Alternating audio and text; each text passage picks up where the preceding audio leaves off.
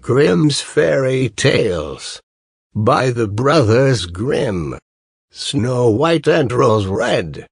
There was once a poor widow who lived in a lonely cottage. In front of the cottage was a garden wherein stood 2 rose trees, one of which bore white and the other red roses. She had 2 children who were like the 2 rose trees, and one was called Snow White, and the other Rose Red. They were as good and happy, as busy and cheerful as ever 2 children in the world were, only Snow White was more quiet and gentle than Rose Red. Rose Red liked better to run about in the meadows and fields seeking flowers and catching butterflies. But Snow White sat at home with her mother, and helped her with her housework, or read to her when there was nothing to do. The 2 children were so fond of one another that they always held each other by the hand when they went out together, and when Snow White said, "We will not leave each other," Rose Red answered, "Never so long as we live." And their mother would add, "What one has she must share with the other." They often ran about the forest alone and gathered red berries, and no beasts did them any harm, but came close to them trustfully. The little hare would eat a cabbage leaf out of their hands, the roe grazed by their side, the stag leapt merrily by them, and the birds sat still upon the boughs, and sang whatever they knew.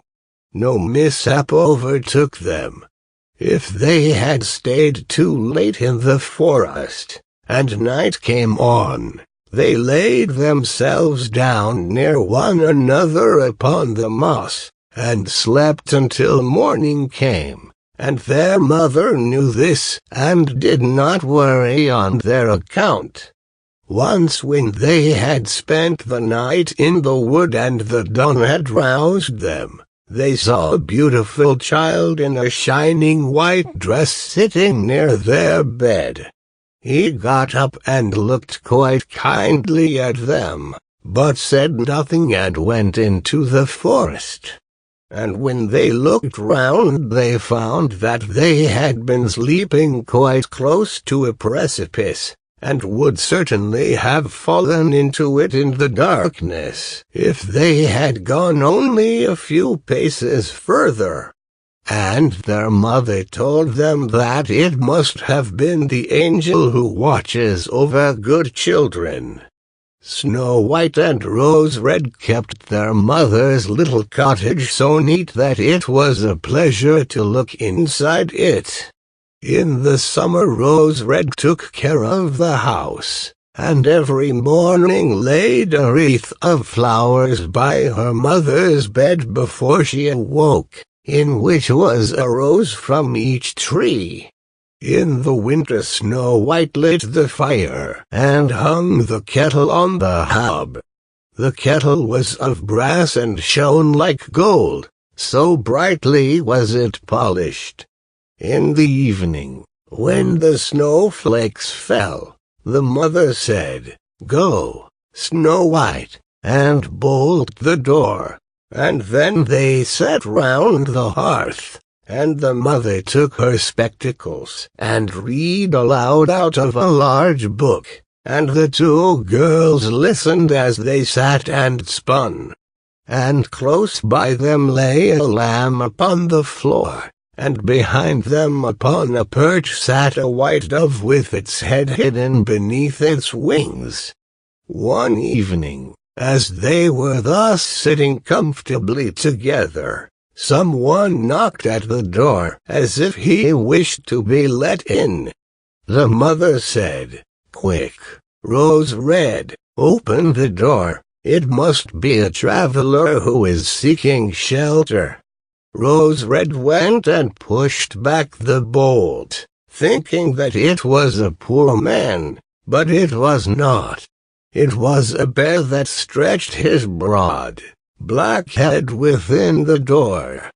Rose Red screamed and sprang back. The lamb bleated, the dove fluttered, and Snow White hid herself behind her mother's bed. But the bear began to speak and said, "Do not be afraid. I will do you no harm.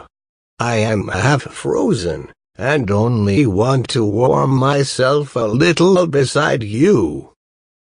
"Poor bear," said the mother, "lie down by the fire. Only take care that you do not burn your coat." Then she cried, "Snow White, Rose Red, come out. The bear will do you no harm. He means well." So they both came out, and by the lamb and dove came nearer, and were not afraid of him.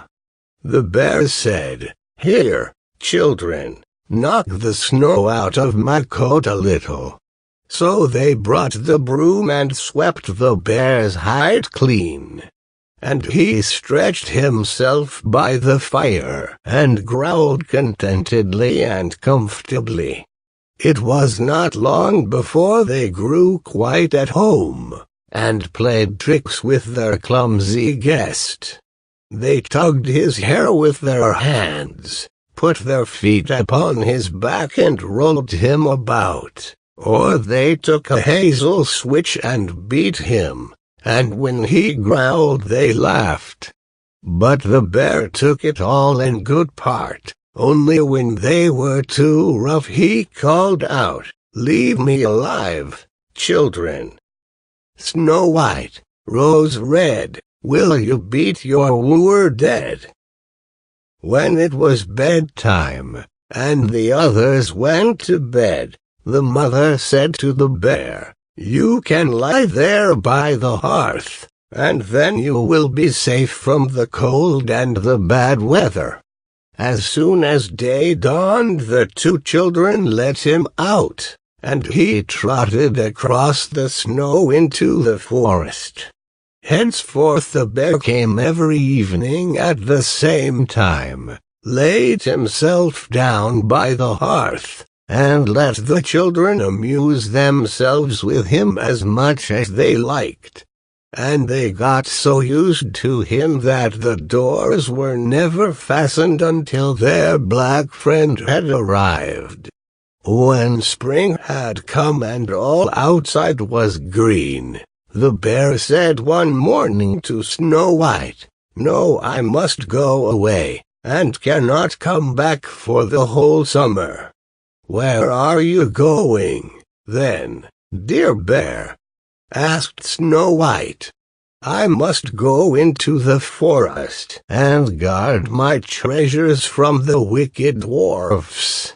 In the winter, when the earth is frozen hard, they are obliged to stay below and cannot work their way through.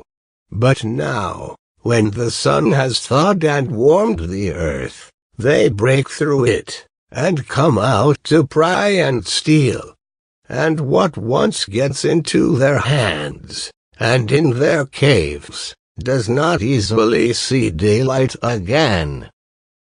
Snow White was quite sorry at his departure, and as she unbolted the door for him, and the bear was hurrying out, he caught against the bolt and a piece of his hairy coat was torn off, and it seemed to Snow White as if she had seen gold shining through it, but she was not sure about it. The bear ran away quickly, and was soon out of sight behind the trees. A short time afterwards the mother sent her children into the forest to get firewood. There they found a big tree which lay felled on the ground, and close by the trunk something was jumping backwards and forwards in the grass, but they could not make out what it was. When they came nearer they saw a dwarf with an old withered face and a snow-white beard a yard long. The end of the beard was caught in a crevice of the tree, and the little fellow was jumping about like a dog tied to a rope, and did not know what to do. He glared at the girls with his fiery red eyes and cried, "Why do you stand there? Can you not come here and help me? What are you up to, little man?" asked Rose Red. "You stupid, prying goose," answered the dwarf. "I was going to split the tree to get a little wood for cooking. The little bit of food that we people get is immediately burnt up with heavy logs. We do not swallow so much as you coarse, greedy folk." I had just driven the wedge safely in, and everything was going as I wished. But the cursed wedge was too smooth and suddenly sprang out, and the tree closed so quickly that I could not pull out my beautiful white beard.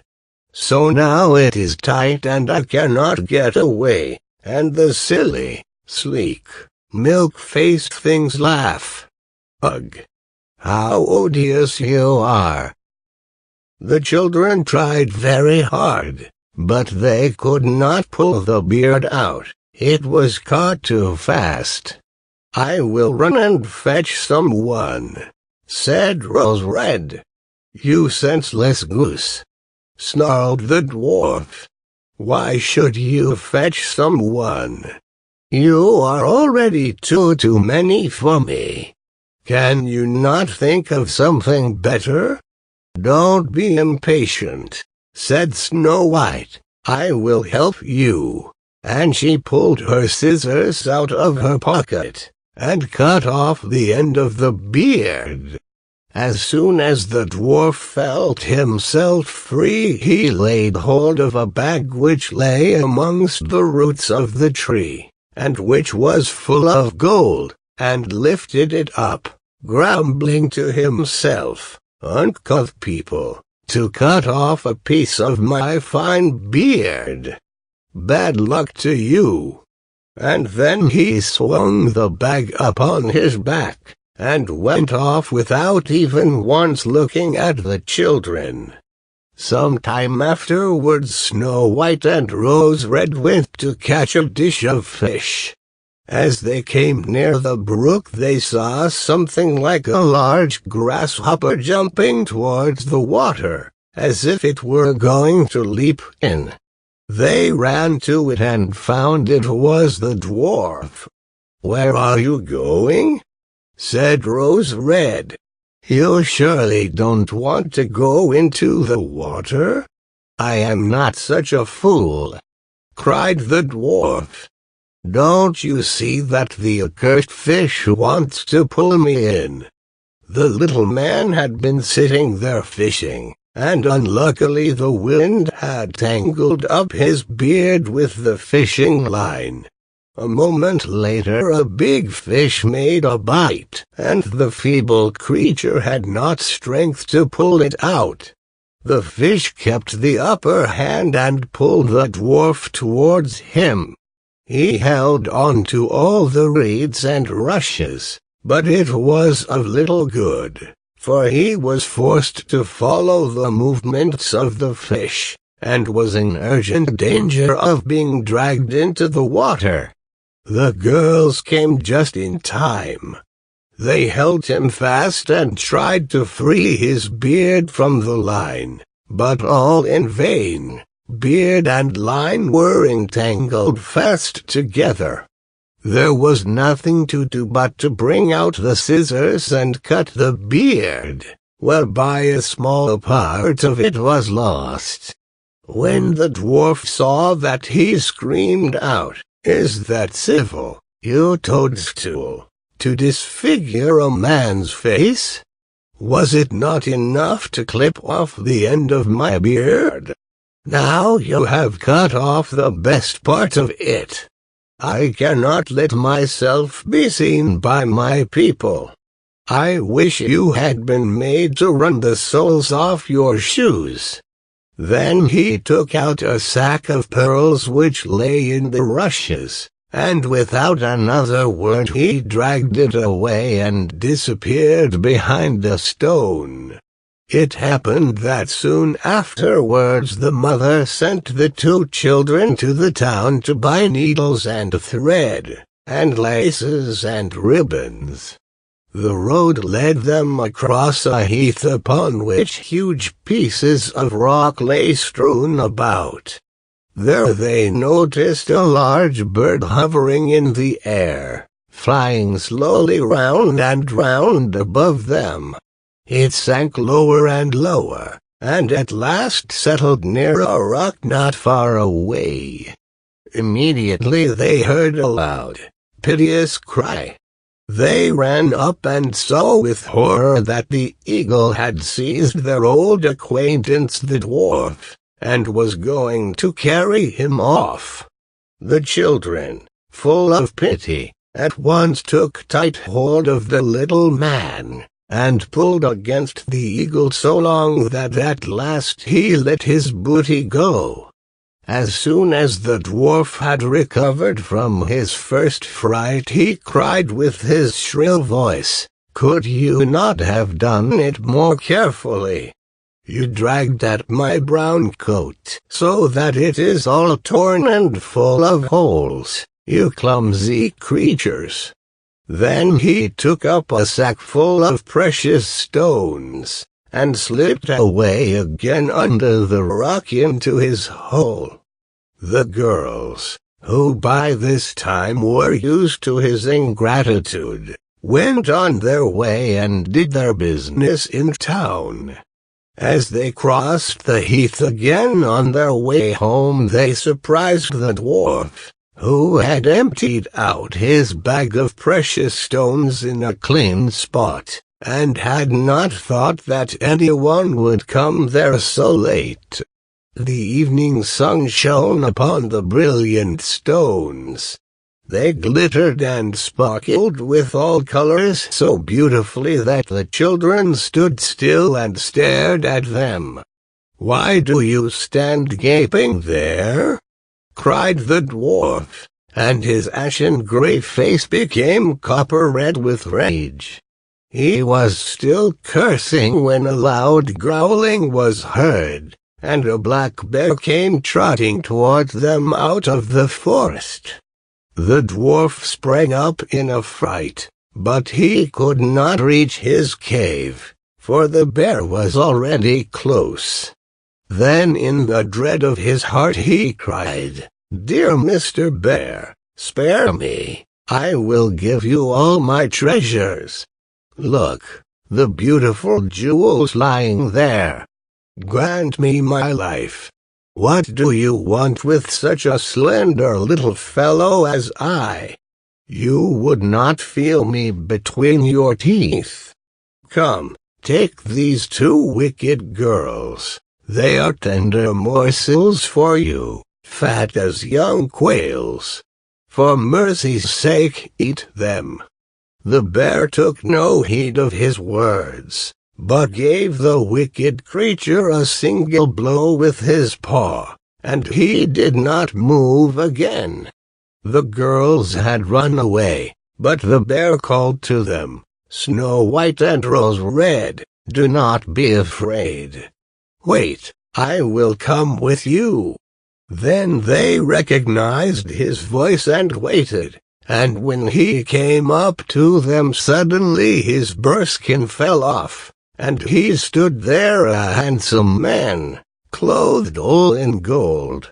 "I am a king's son," he said, "and I was bewitched by that wicked dwarf, who had stolen my treasures. I have had to run about the forest as a savage bear until I was freed by his death. Now he has got his well-deserved punishment." Snow White was married to him, and Rose Red to his brother, and they divided between them the great treasure which the dwarf had gathered together in his cave. The old mother lived peacefully and happily with her children for many years. She took the 2 rose trees with her, and they stood before her window, and every year bore the most beautiful roses, white and red.